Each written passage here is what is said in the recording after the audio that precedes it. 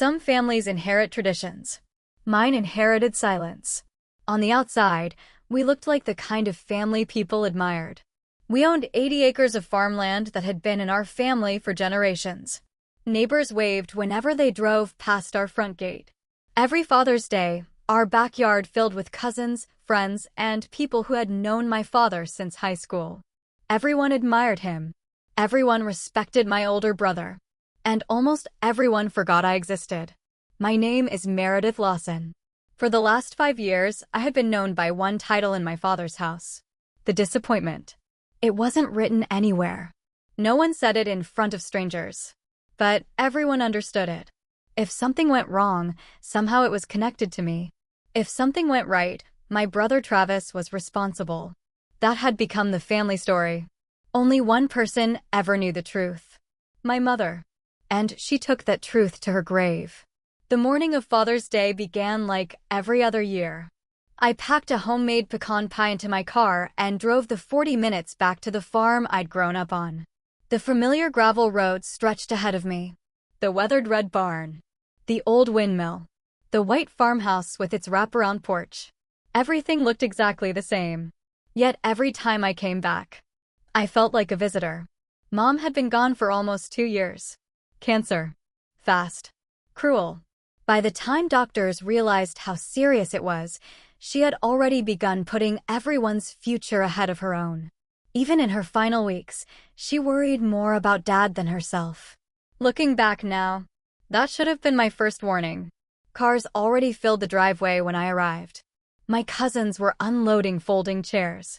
Children chased one another through the yard with water balloons. Someone had country music playing from an old speaker near the barn. From a distance, it looked like a perfect Father's Day. I grabbed my pie and walked toward the porch. Dad spotted me first. He gave me a quick nod. Not a hug, just a nod. "You're late." I looked at my watch. "I'm 5 minutes early." He shrugged. "Close enough." Then he turned away to greet Travis. My brother had arrived only seconds before me. Dad wrapped him in a hug. "There he is." Everyone smiled. Someone clapped him on the back. The difference was so familiar it barely hurt anymore. Travis had always known exactly how to play the role of the perfect son. He laughed loudly, complimented people, shook every hand, remembered everyone's birthday. What nobody saw was the man underneath. I had, many times, but nobody ever believed me. Inside the kitchen, Aunt Lorna hugged me politely. "You look tired." "I've been busy." "You work too much." She smiled sympathetically. "You should settle down like Travis." I forced a smile. "I'll think about it." That answer had become automatic over the years. People rarely wanted honesty. They wanted agreement. As lunch was prepared outside, I wandered into the hallway. Mom's favorite photographs still covered the walls. Graduation pictures. Wedding anniversaries. Harvest festivals. She smiled from every frame. Sometimes I wondered if she had known what would happen after she was gone. Sometimes. I was certain she had. Before she died, she'd asked to speak with me alone. Dad had stepped into the hallway. Travis answered a phone call outside. She reached beneath her pillow and handed me a plain white envelope. "Don't open this yet." Her voice was barely above a whisper. "When the time is right." I wanted to ask what she meant. Instead, she squeezed my hand. "You'll know." Then she smiled. The next morning, she was gone. I hadn't opened the envelope since. It remained locked inside the safe in my apartment, waiting for what I didn't know. By early afternoon, the barbecue was in full swing. Neighbors filled paper plates with brisket and baked beans. Children chased one another around the oak trees. Dad stood in the middle of everything telling stories from 40 years ago. Each story made Travis sound like a hero. No one corrected him. Not even me. I had stopped trying years earlier. I slipped away toward the old machine shed behind the barn. It was quieter there. I liked quiet. Always had. Inside, dust floated through beams of sunlight. Old tractors sat exactly where Grandpa had parked them decades ago. The smell of oil and weathered wood instantly carried me back to childhood. Grandpa used to tell me, Land remembers who protects it. Back then I thought he meant hard work. Years later, I'd learned he meant something very different. As I stepped farther inside the shed, voices drifted through the open side door. Dad and Travis. Neither realized I was there. I've got everything ready. That was Travis. Dad answered. You're sure? Positive. A brief pause. The realtor already has the paperwork. My heart skipped. Realtor? Dad lowered his voice. I don't want your sister sticking her nose into this. Travis laughed. She won't. Then came the sentence that made every hair on my arm stand up.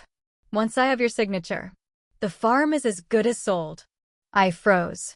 Surely. I had misunderstood. Sold? The family farm? The land my grandfather had spent his entire life protecting? The land Mom had begged Dad never to sell? No. It couldn't be. Could it? The voices moved farther away. I waited until I was sure they were gone before stepping outside. My pulse hammered inside my ears. Sell the farm? Dad would never. Would he? For the first time all day, something felt wrong. Very wrong. I returned to the party just as everyone gathered for dessert. Travis laughed louder than anyone else. Dad looked happier than I'd seen him in months. Neither man looked worried. If anything, they looked relieved. As though a difficult decision had already been made. While helping clear plates, I noticed a thick leather folder sitting on the kitchen counter. It hadn't been there earlier. A real estate company's logo was embossed across the front. My stomach tightened. Someone called Dad from outside. He walked away without taking it. For several seconds, the kitchen was empty. The folder sat alone. So did I. I stared at it. Every instinct told me to walk away, to respect privacy, to pretend I hadn't overheard anything. Then I remembered my mother's final words. When the time is right. Something inside me whispered, this is the time. I reached for the folder, opened the cover, and the very first page made my blood run cold. At the top, in bold letters, were the words, exclusive right to sell agreement. Beneath it, a full-color photograph of our family farm. And at the bottom of the page, my brother's signature. Not as owner, but under one phrase that changed everything. Attorney-in-fact for Raymond Lawson. I turned the page, then another. With every document I read, one terrifying truth became impossible to ignore. My brother wasn't planning to save our family's legacy. He was quietly preparing to sell it. And nobody at the Father's Day barbecue had any idea. For several long seconds, I couldn't move. The leather folder rested open on the kitchen counter, and every page I turned made my stomach tighten a little more. The first document was the listing agreement. The second was a market valuation. The third showed aerial photographs of our 80-acre farm. Each page carried little notes written in blue ink. Fence repair needed. Excellent investment opportunity. Seller motivated. Seller? My father? No. That wasn't what shocked me most. It was the signature. Travis Lawson. Beneath his name were 4 words that didn't belong together. Attorney-in-fact for Raymond Lawson. I stared at them until the letters blurred. Power of attorney. When had that happened? Dad had never mentioned giving Travis authority to sign legal documents. Then again, Dad hadn't told me much of anything in years. A loud laugh drifted in through the kitchen window. The party was still going. Children were chasing each other across the yard. Someone had started another game of horseshoes. Outside, everything looked normal. Inside, my entire world had shifted. I carefully returned every document to exactly the same position. Every corner lined up. Every page perfectly straight. If someone looked at the folder, they would never know it had been opened. Years of working as an accountant had taught me one valuable lesson. People rarely noticed quiet people. And, because they underestimated quiet people, they became careless. I closed the folder just as footsteps approached. Travis walked into the kitchen carrying an empty pitcher. He smiled. Hey, Meredith. I smiled back. Need anything? Nah. He opened the refrigerator. Just getting lemonade. His eyes never once drifted toward the folder. He assumed it was safe. He assumed I hadn't seen it. That was his first mistake. I carried 2 bowls of potato salad onto the back porch. No one suspected anything. Dad was telling another story about Grandpa. Only, this version sounded different than the one I remembered. He always told me the farm would stay in our family forever. Everyone nodded. Travis raised his drink. And it will. The words landed differently now. Would it? Or was that simply another performance? For the next hour, I watched my brother more carefully than I ever had before.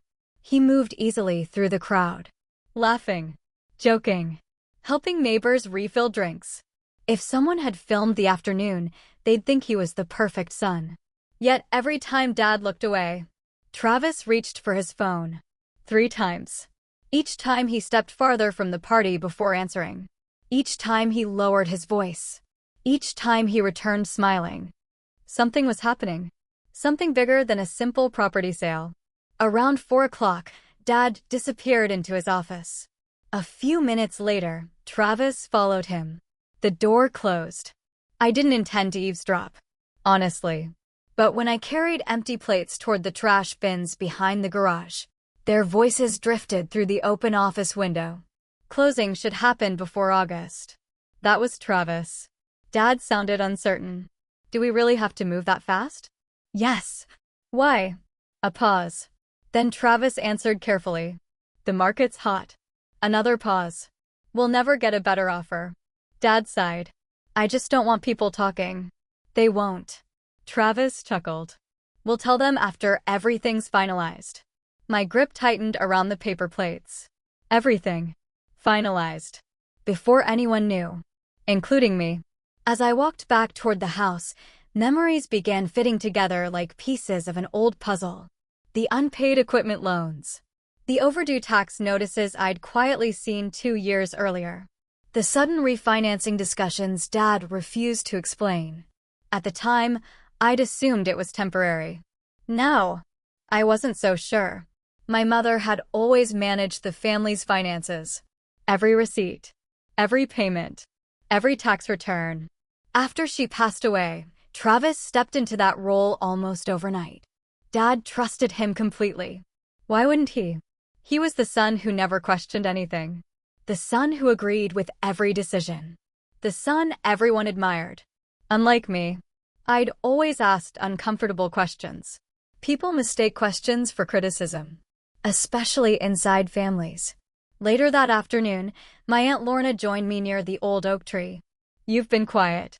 I've just been thinking. She smiled knowingly. About your mother? I nodded. In a way. Lorna sighed. She worried too much. I looked at her. Worried about what? Oh. She hesitated. Mostly your father. What do you mean? She lowered her voice. Your mother never trusted people who promised easy money. Before I could ask another question, someone called her name from across the yard. She walked away, leaving me with even more questions. As sunset approached, Dad gathered everyone for family photos. We lined up in front of the farmhouse. Grandchildren in front. Adults behind. Travis stood proudly beside Dad. I found myself at the far end of the row. Just like always. The photographer smiled. Everybody closer together. People shuffled. No one moved toward me. I smiled anyway. The camera flashed. Looking back someday, everyone would probably think it had been a perfect Father's Day. Photographs rarely tell the whole story. When dinner finally ended, guests slowly began saying their goodbyes. Cars disappeared one by one. The yard grew quieter. I considered leaving.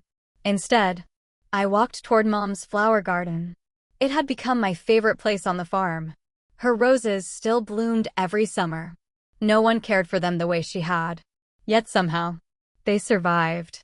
I knelt beside the small stone bench she'd loved. For reasons I couldn't explain, I suddenly remembered the envelope locked inside my apartment safe. The one she'd handed me before she died. When the time is right. What if this was what she'd meant? The thought stayed with me during the entire drive home. 40 miles of empty country roads. 40 miles of silence. By the time I pulled into my apartment parking lot, I knew exactly what I had to do. I walked straight to the bedroom closet. reached for the small fireproof safe, entered the 6-digit code. Inside rested birth certificates, insurance papers, old family photographs, and beneath them, a plain white envelope. Still sealed. Still carrying my mother's handwriting. Across the front she had written only 3 words. For Meredith alone. My hands trembled as I carefully broke the seal. Inside was a handwritten letter. And taped behind it, a small brass key. Not a house key. Not a car key. Something older. Something important. At the top of the first page, my mother's familiar handwriting read, "If you're reading this, it means your father has finally trusted the wrong person." I stopped breathing. Then I turned the page. And the very next sentence changed everything I thought I knew about our family. The farm doesn't belong to the bank anymore. It belongs to you. I read this sentence 3 times before my brain accepted it. The farm doesn't belong to the bank anymore. It belongs to you. My hands started shaking. I flipped to the next page so quickly that the letter nearly slipped from my fingers. Mom's handwriting remained steady, even though she'd written it during the final weeks of her illness. If you're reading this, your father has probably made the same mistake I spent years trying to prevent. I swallowed hard. I prayed he would listen to me after I was gone. But if he didn't, then I need you to know the truth. I sat down on the bedroom floor. Outside, rain had begun tapping softly against my apartment window. Inside, everything I believed about my family was beginning to collapse. 22 years ago, the letter continued, your grandfather changed his will. Grandpa? I leaned closer. Everyone believes he left the farm equally to your father and his future children. That isn't true. My heartbeat quickened. He created something called a family preservation trust. I'd heard of trusts before, mostly through work, but never inside my own family. Mom explained everything in careful detail. Grandpa had worried that one day someone might try to sell the farm simply because land prices increased. He didn't want the property becoming another investment. He believed land carried memories, history, responsibility, not just dollar signs. So he met quietly with his attorney 6 months before he passed away. Together they created a legal trust. The farm would remain protected unless every condition written into the trust had been honored. One of those conditions changed everything. The trustee must always be the child who demonstrates stewardship instead of ownership. I frowned. Stewardship? Mom anticipated my confusion. Your grandfather didn't believe the oldest child automatically deserved everything. He believed the person who protected the family legacy should eventually become its guardian. I couldn't breathe. No, that couldn't mean. Then I saw the next paragraph. When you were 28, your grandfather quietly changed the successor designation. He chose you. The room disappeared. For several seconds, there was only silence. Grandpa had chosen me, not Dad, not Travis. Me? I stood and paced the apartment. Nothing about this made sense. Why hadn't anyone told me? Why had Grandpa kept something this enormous a secret? Then I remembered exactly what Mom had written. Your father never accepted your grandfather's decision. I closed my eyes. Of course. Dad had always believed the oldest son should inherit everything. Grandpa clearly hadn't agreed. The letter continued. I convinced your grandfather not to tell you immediately. He worried the truth would divide the family before it became necessary. He hoped your father would eventually earn enough wisdom to respect the trust.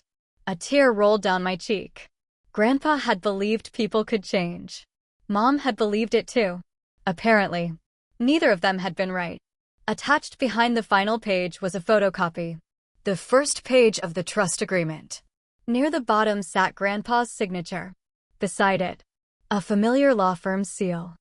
The same firm that had handled my mother's estate. Suddenly, the brass key taped inside the envelope made sense. Mom explained it in one short sentence. The original trust documents are inside safe deposit box 114 at First County Bank. This key belongs to you now. I stared at the tiny brass key resting in my palm. It suddenly felt heavier than metal should. The following morning, I arrived at the bank before it opened. At exactly 9 o'clock, the manager unlocked the front doors. After checking my identification and the letter, she disappeared into the vault. A few minutes later, she returned carrying a small steel box. She placed it on a private viewing table. This has remained untouched for almost 9 years.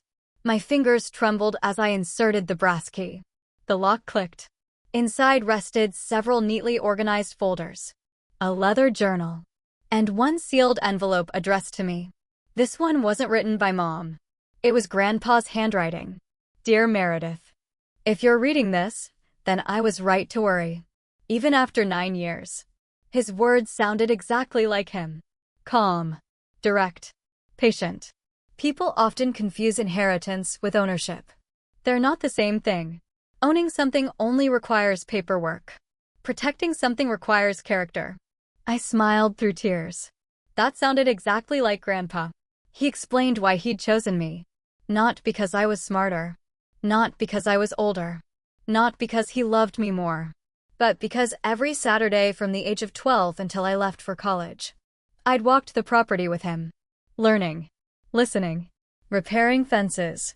Checking irrigation lines. Planting trees. I hadn't realized those afternoons mattered so much. Apparently, he never forgot them. The journal contained decades of handwritten notes, crop rotations, weather observations, family stories, old photographs tucked between the pages. Then I reached the final section, a tab labeled Successor Instructions.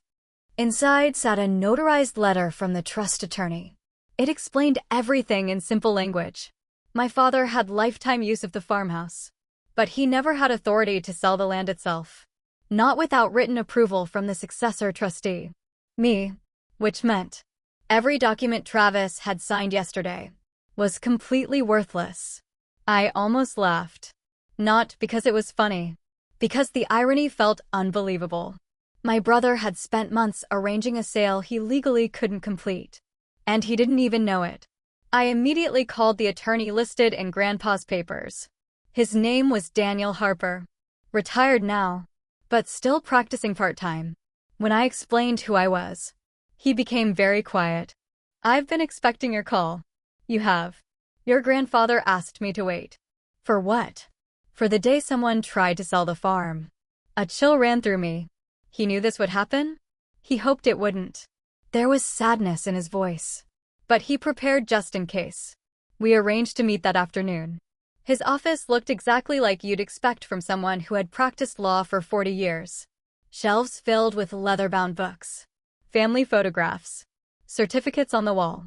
He welcomed me inside, then placed a thick folder on the desk. I believe these belong to you. Inside were certified copies of the trust, court filings, property records, every document perfectly organized. Daniel adjusted his glasses. Legally speaking, he looked directly at me.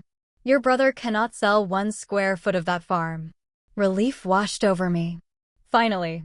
Facts. Proof. Law. But Daniel wasn't finished. He slid one final document across the desk. If they've already signed a purchase contract. He paused. Then tomorrow's Father's Day celebration won't be the biggest surprise your family experiences this week. I looked down at the document. Across the top were 5 words that made my heart race. Emergency petition to protect trust assets. And suddenly, I realized this wasn't just about stopping a sale anymore. Someone had attempted to break Grandpa's final promise. And I was the only person left who could stop them. I didn't sleep that night. Not because I was afraid. Because every time I closed my eyes, I saw my grandfather standing beside the old oak tree, his weathered hands resting on the fence he'd repaired a dozen times. Land doesn't belong to us forever, he'd always say. We're only borrowing it from the next generation. As a child, I thought it was just another one of Grandpa's sayings. Now I understood. He hadn't spent decades protecting the farm from storms. He'd been protecting it from people. Even his own family. The following morning, Attorney Daniel Harper met me outside the county courthouse. He carried a slim leather briefcase under one arm. You look nervous, he said. I feel like my entire life changed in 48 hours. He smiled kindly. That's because it did. We walked inside together. Within 30 minutes, the emergency petition had been filed. The judge reviewed the trust documents, the property records, and Grandpa's original instructions.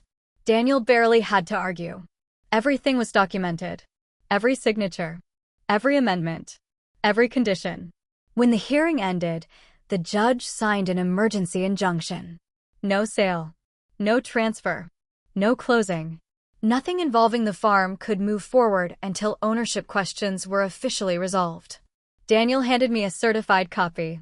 Keep this with you. I slipped it into my folder. Somehow, it felt heavier than paper. As we walked toward the parking lot, my phone vibrated. Dad. For a moment, I considered ignoring it. Instead, I answered. Hello. His voice sounded unusually cheerful. Don't forget dinner tonight.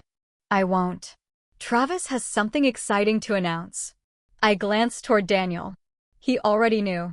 The sale. Dad believed everything was proceeding exactly as planned. I'll be there, I replied. Good. He laughed. Your brother finally figured out how to save this family. The call ended. Daniel looked at me. He has no idea. No. He will. By 6 o'clock, the farmhouse looked even busier than Father's Day. Neighbors filled the driveway. Pickup trucks lined both sides of the road. Word had spread that Raymond Lawson had big news. People loved good news. Unfortunately, most of them were about to witness something entirely different. Inside, everything felt strangely familiar. The smell of barbecue, fresh cornbread, sweet tea, children running through the hallway. Dad greeted guests with a smile I'd rarely seen since Mom passed away. Travis looked even happier.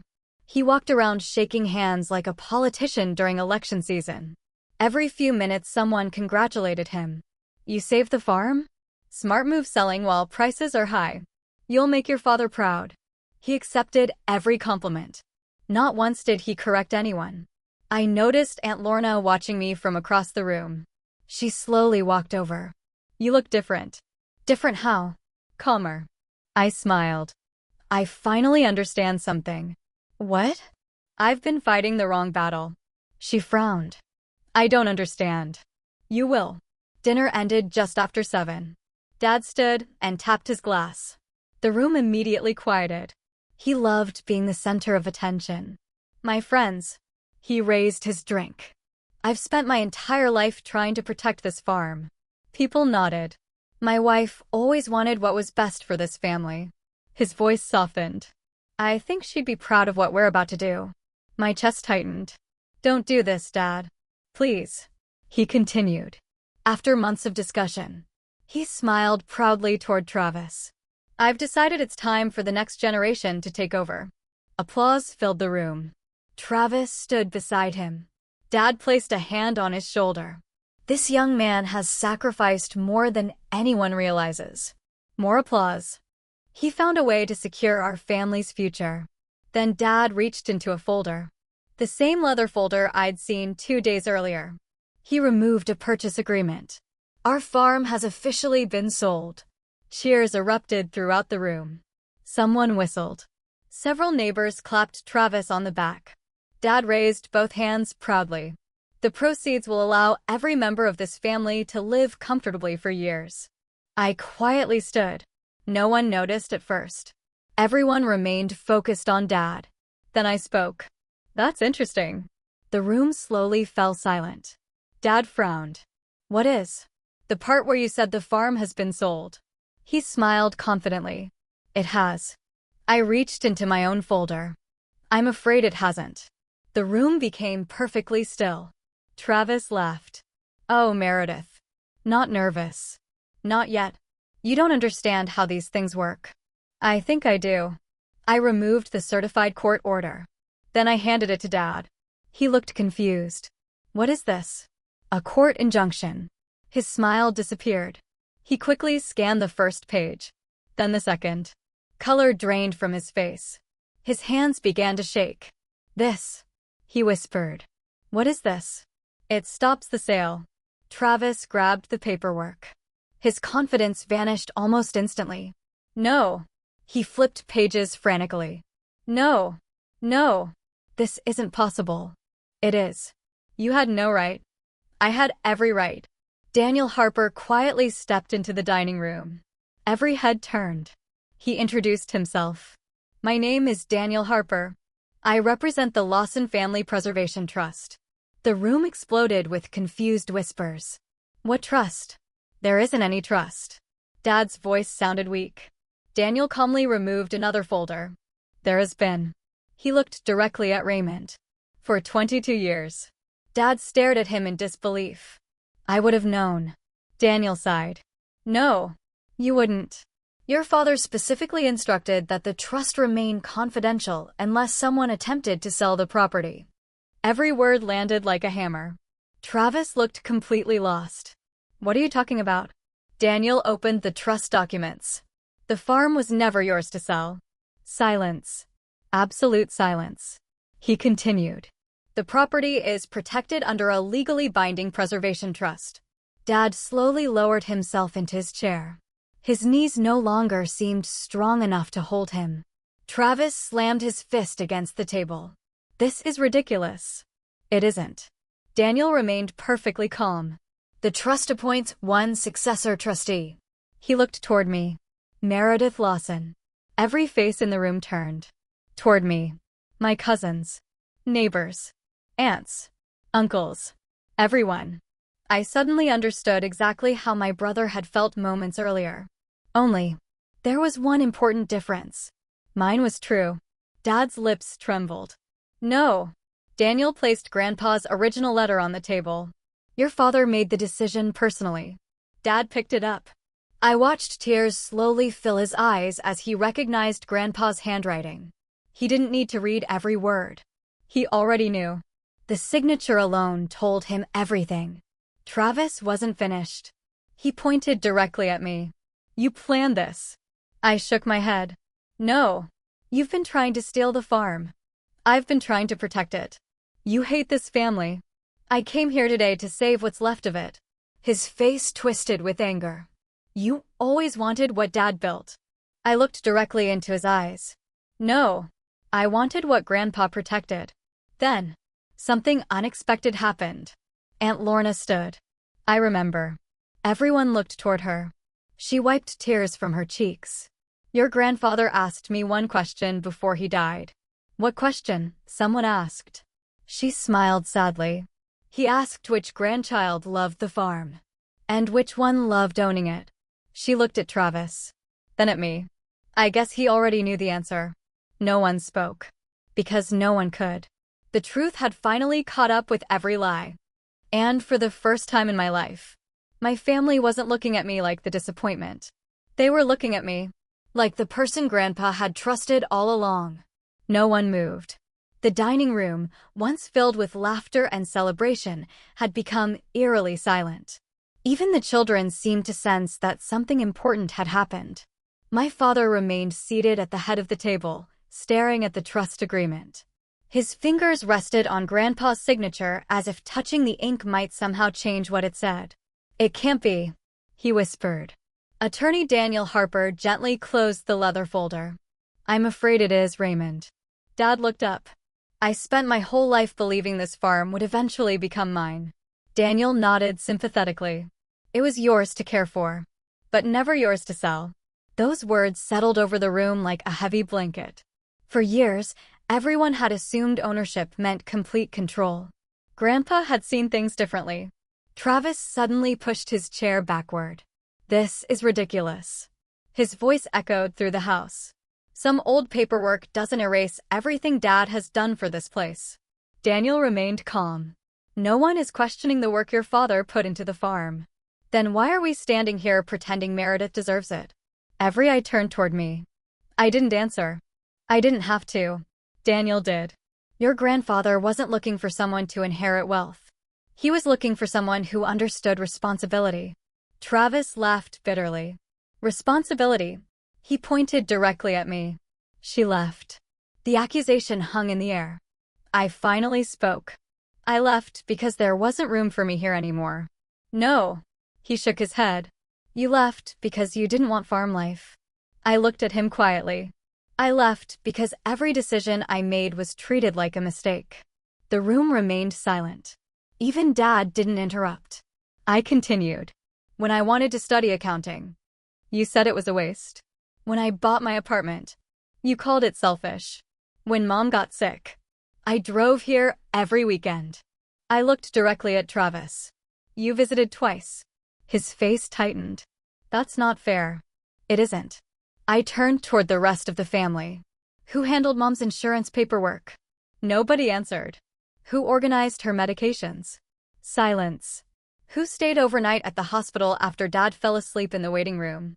Aunt Lorna slowly lowered her eyes. Because she knew. She had seen me there. Dad's voice finally broke the silence. I didn't know. I looked at him. I know. You never told me. I smiled sadly. You never asked. That sentence hit him harder than anything else I'd said all evening. His shoulders slumped. For perhaps the first time in his life, he realized how much he had missed. Daniel reached into his briefcase again. Harold left one final document. Everyone looked toward him. It's sealed. He instructed me to open it only if the trust was ever challenged. He carefully broke the wax seal. Inside was a single handwritten page. The paper had yellowed with age, but Grandpa's handwriting remained clear. Daniel looked toward my father. I believe Harold intended this to be heard by everyone. Dad nodded silently. Daniel began reading. If this letter is being read, then the family I worked so hard to protect is standing at a crossroads. The room became impossibly still. Money has a strange way of making people forget where they came from. A high offer can make good people believe they're making a wise decision. Sometimes they are. Most of the time, they're simply tired. Dad slowly closed his eyes. I knew exactly what Grandpa meant. The past 2 years had exhausted him. Mom's illness, bills, loneliness. He hadn't become greedy. He'd become overwhelmed. And someone had convinced him that selling everything would solve the pain. Daniel continued reading. Raymond. Dad looked up immediately. If you're hearing my voice through these words, then I need you to remember something. Your mother and I never measured success by bank accounts. We measured it by whether our family still wanted to gather around this table. Tears filled Dad's eyes.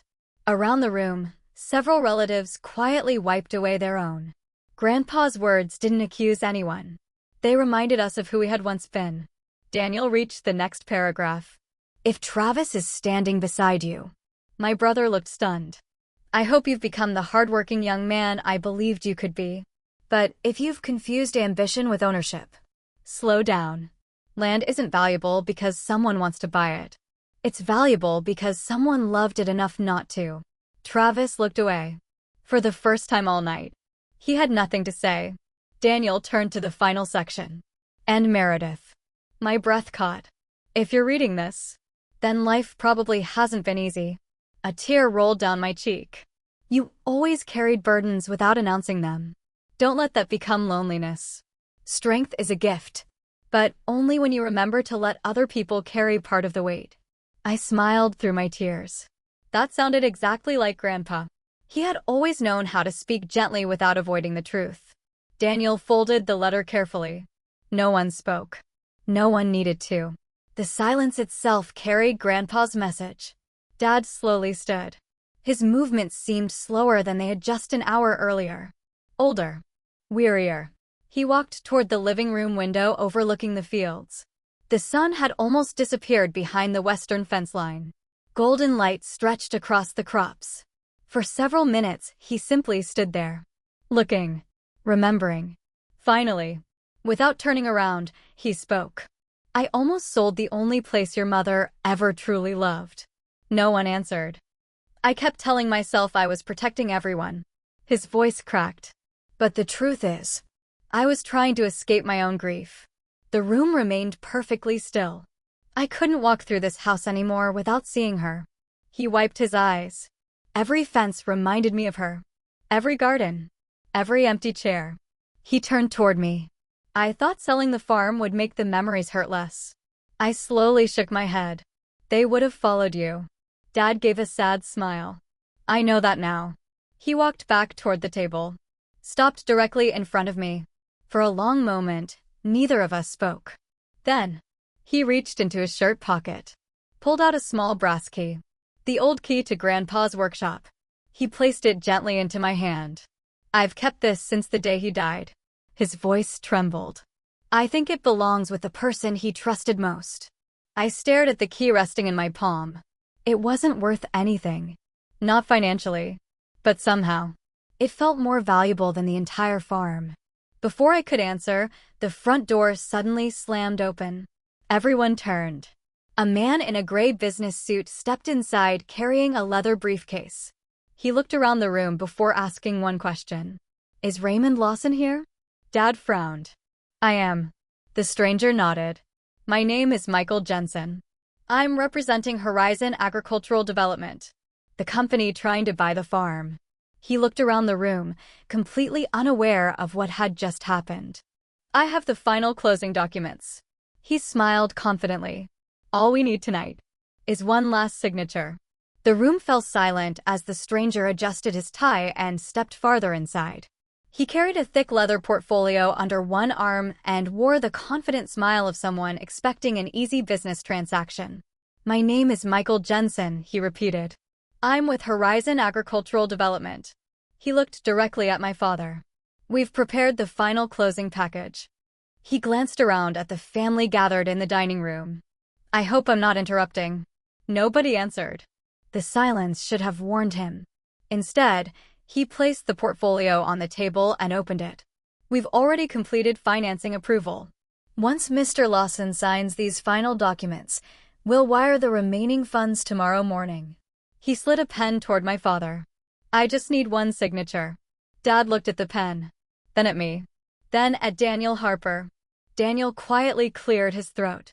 I'm afraid that won't be happening. Michael frowned. I'm sorry. The sale has been legally suspended. He handed Michael the certified court order. The developer's confident smile slowly disappeared as he read the first page. He flipped to the second, then the third. Finally, he looked up. There's a preservation trust? There is. And the successor trustee. He turned toward me. Is Meredith Lawson? Daniel nodded. Correct. Michael closed the folder with a slow sigh. Well, he offered a polite smile. I suppose our legal department will be hearing from yours. There won't be much to discuss, Daniel replied. The trust is valid. Michael nodded respectfully. I understand. He gathered his paperwork, paused for a moment, then looked at my father. For what it's worth. We were impressed by this property. He smiled sadly.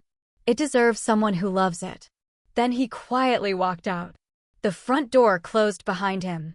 The house became silent once again. Dad stared at the closed door for several seconds. Then he slowly sank into his chair. I almost did it. Nobody answered. I almost signed away everything. His voice cracked. The house where your mother raised you. The fields my father planted. The barn my grandfather built. He rubbed both hands over his face. All because I convinced myself money would solve grief. I walked over and sat beside him. No. He looked at me. Money wouldn't have solved anything. It would have only made the regret more expensive. He gave a weak laugh. That sounds like something your grandfather would have said. I smiled. I learned from the best. Across the room, Travis still refused to accept reality. So that's it? He folded his arms. Everybody just acts like none of this happened? Dad slowly stood. No. He walked toward his son. This happened because I stopped thinking for myself. Dad. No. For the first time in years, Dad interrupted him. I let you convince me that selling our family's history was responsible. I was trying to help. Were you? Dad asked quietly. Or were you trying to cash out? The question landed harder than a shout ever could. Travis opened his mouth. Nothing came out. Because somewhere deep down, he knew the answer. Dad reached into the leather folder lying on the table. One by one, he removed every document related to the sale. The purchase agreement. The listing contract. The financing approval. The closing instructions. He stacked them neatly, then looked toward the fireplace. Without saying a word, he walked over and dropped the entire stack into the flames. Everyone watched as the corners curled. The paper blackened. The ink disappeared. Within moments, Months of planning had become nothing more than ashes. Dad stared into the fire. That's where this deal belonged from the beginning. Travis shook his head in disbelief. You're making a mistake. Dad turned. No. I almost made one. There was sadness in his voice. Not anger. Sadness. I've spent the last 2 years missing your mother so much that I forgot what she spent her whole life protecting. He looked around the room. It wasn't the farm. It was us. Without another word, Travis grabbed his truck keys. He looked at me one last time. You think you won? I answered calmly. This was never a competition. He scoffed. You'll regret this responsibility. Maybe. I smiled slightly. But I'll never regret protecting Grandpa's wishes. For a long moment, he simply stared at me. Then he walked out. His truck roared to life before disappearing down the gravel road. That would be the last time anyone saw him for nearly 3 years. The weeks that followed weren't easy. News of the canceled sale spread quickly across the county. Some people believed I'd saved the farm. Others believed I'd destroyed my brother's future. I stopped worrying about opinions. For the first time in my life, I understood something Grandpa had tried to teach me years ago. Doing the right thing rarely earns immediate applause. Sometimes, it earns criticism. You do it anyway. Dad and I slowly began repairing more than fences. Every Saturday morning we'd walk the property together. The conversations started small. Weather, crops, equipment. Then one afternoon, while repairing an old gate near the north pasture, Dad finally spoke. I owe you something. I looked up. What? The truth. He leaned against the fence. When your grandfather changed the trust. I was furious. I felt betrayed. I convinced myself he didn't believe in me. He looked across the fields. But after your mother died, I realized something. What? He didn't choose the person he loved most. He chose the person who loved the farm the right way. Dad smiled sadly. And I finally understand why. Spring arrived. The fields turned green again. Neighbors gathered to help repair the century-old red barn. Children planted new apple trees where old ones had fallen during winter storms. For the first time since Mom passed away, the farm felt alive again. Not because of the buildings, because laughter had returned. One evening, Dad handed me Grandpa's old leather journal. I've finished reading it. So have I. He smiled. Read the last page again. I opened the journal. The final entry had been written only weeks before Grandpa died. I hadn't noticed one sentence before. If my family ever stands divided over this land, tell them the farm was never my greatest achievement. I kept reading. Raising people who know the difference between value and price. That was. I closed the journal slowly. Grandpa had known. Long before any of us. 2 years later, the farm celebrated its 100th anniversary. The entire community came. Old photographs covered the walls of the barn. Children listened to stories about the first harvest. Neighbors shared meals beneath strings of lights stretching between oak trees. Near sunset, Dad tapped his glass. The crowd grew quiet. He looked toward me. I've made plenty of mistakes. He smiled honestly. But the greatest decision my father ever made was one I spent years refusing to understand. He held up Grandpa's journal. This farm doesn't belong to one person. It belongs to every generation willing to protect it. Then he looked at me. I'm proud of my daughter. Those 4 words meant more than any inheritance ever could. People often ask if I ever forgave Travis. The answer is complicated. Forgiveness isn't forgetting. It's choosing not to carry bitterness forever. 3 years later, he came back. Not asking for land. Not asking for money. Just asking for another chance to be part of the family. Dad hugged him before I did. Eventually. So did I. Families don't heal because time passes. They heal because someone chooses to take the first step.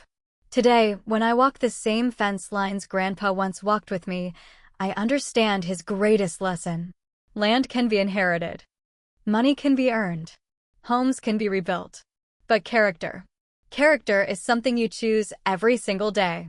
Grandpa never left me the farm because I was his favorite. He left me a responsibility to protect something bigger than myself. to make sure future generations would stand beneath these same trees, watch the same sunsets, and remember that something should never be measured by the highest offer, because the most valuable things in life are the ones that can't be bought at all.